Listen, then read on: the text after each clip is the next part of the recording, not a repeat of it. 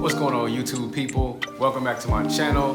In today's topic of discussion, I'll be sharing with you 4 effective ways to burn fat. 4 ways to burn fat. These things that I'm going to be sharing with you today are things that I actually did to shed fat. I shared in a previous video back in 2020. I had gained some unwanted weight back in 2020, along with the rest of the world, due to the worldwide shutdown of gyms because of COVID. All right, so let's get into it. So in order for me to effectively burn the fat off, I had to get into what is called a caloric deficit. So I basically had to burn more calories than I consumed, whether I ate or drank. Tip number 1, diet. I had to focus on my diet. In order for me to be in a caloric deficit, I had to focus on my diet, all right? So I basically found an online food plan for my nutrition.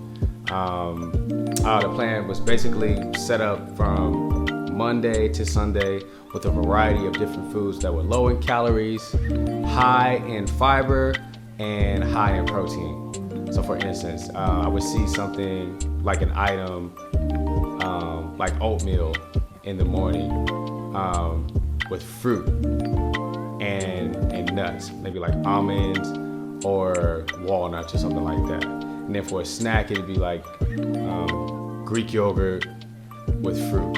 And then for like a meal around lunchtime, it'd be like chicken, veggies, and then for the grain, it'd be like brown rice. Okay, so high in fiber and high in protein, low in calories. And these foods did not make me feel hungry, right? Because they were high in fiber, they made me feel full. So I never felt like I was starving. I always felt like I was full of energy after consuming these foods. Also, I'm a vegetarian, so a lot of those options on the meal plan, like chicken and beef and things like that, those things were not available to me simply because of my choice of diet. I had to be really creative in switching things out, but it still worked for me because I did understand the concept of having enough protein in my diet. So I do supplement protein.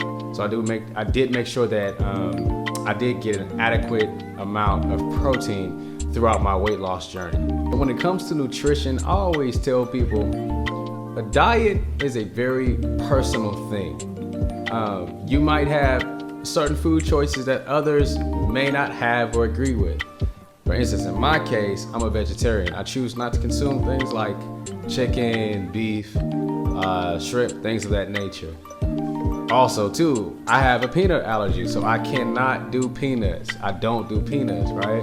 So if I go out there and I research a diet plan and it's talking about protein and different kinds of nuts, I gotta make sure that if it mentions peanuts, I have to replace that with something like almonds or walnuts, you see?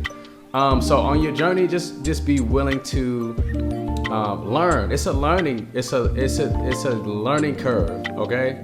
And it's not something that you just are going to get overnight because you have to learn about the foods that you can consume, right? You may come across a particular item that you didn't know you had an allergy to. So just be willing to adapt and grow in your journey and on your way to your weight loss goal. Tip number 2, cardio. In order for me to get into a caloric deficit, I had to focus on my cardio. And the form of cardio that I chose to engage in, and I found very effective, were HIIT workouts, high intensity interval training. Emphasis on intense, y'all. These workouts typically involve an exercise where you'll be moving your whole body for a certain time period, and then you'd have an even shorter rest period. So for example, I'd be doing an exercise where I'd be moving my body for about a minute, and then my rest periods would be for about 45 seconds. In my last video, I mentioned you don't need to spend 2 hours in the gym just to get in shape. These workouts would typically take me about 30 to 45 minutes to finish, but they were hard work, and they enabled me to burn a lot of calories. They were very effective. Now, during those 30 to 45 minutes, I was very intentional with my time, meaning I made sure I had no interruptions, and I was very focused on my workouts during those times, all right? So if you're gonna be doing HIIT workouts, they are very effective. I know they'll be effective for you, like they were for me, if you focus, all right? Focus, y'all. Tip number 3, track. Track. I cannot emphasize this enough, y'all. I did 3 things in regard to tracking, okay? So I tracked my calories, I tracked my weight from week to week, and I took progress photos so that I could see visible changes in my body.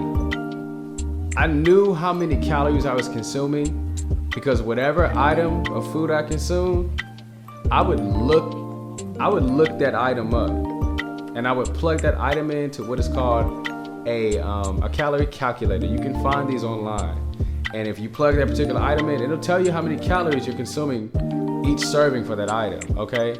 And I forgot to mention too, I tracked how many calories that I burned, right? So I would use something like an iWatch to track how many calories I burned during a particular HIIT session or any kind of workout, okay? So you wanna put these two together. You wanna track the amount of calories that you're consuming in those particular items that you're gonna be eating, and you wanna track the amount of calories that you're gonna be burning each workout session, so that you'll truly know if you're in what's called a caloric deficit or not. That's the key, okay? So track those 2 things.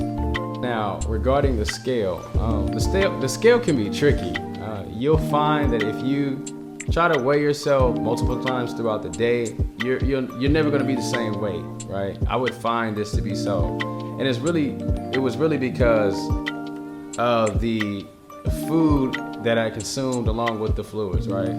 So what I found to be helpful was weighing myself at a specific time each day. So typically for me, it would be in the morning on an empty stomach. I'd weigh myself to effectively see my weight, right? So even though that scale would fluctuate up and down from a week to week basis, I did see that my weight was consistently dropping. So I know it was effective in measuring my progress on my weight loss journey. Also, progress photos, right? Take those progress photos. I took those progress photos and I could see my body composition changing from week to week. And it really was a source of inspiration for me to see that all my hard work was paying off. So, and I know it'll be like a source of inspiration for you to see those changes that your body's making, right? And it's motivating, right? For me, it motivated me to go even harder during my workouts. So sometimes I would even do maybe 2 HIIT sessions throughout a day. Tip number 4, weight train.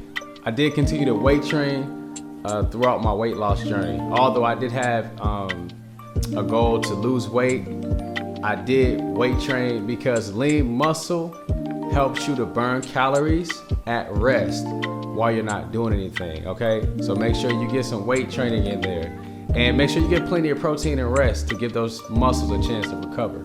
Disclaimer, I am not a licensed nutritionist or a licensed trainer. I'm what you call a practitioner, right? I learn information, I take it, and I apply it. And I'm very passionate and very serious about health, okay? Like when it comes to the gym and getting some physical activity in and self-growth and progress and things of that nature, I'm really serious about those things, okay? So like I told you, everything that I gave you today in today's video, these are things that I implemented and I found very effective in my journey, in my weight loss journey, okay? All right, so that's it for today's content. If you found this video to be helpful, go ahead and like and subscribe for me and tune in for the next videos.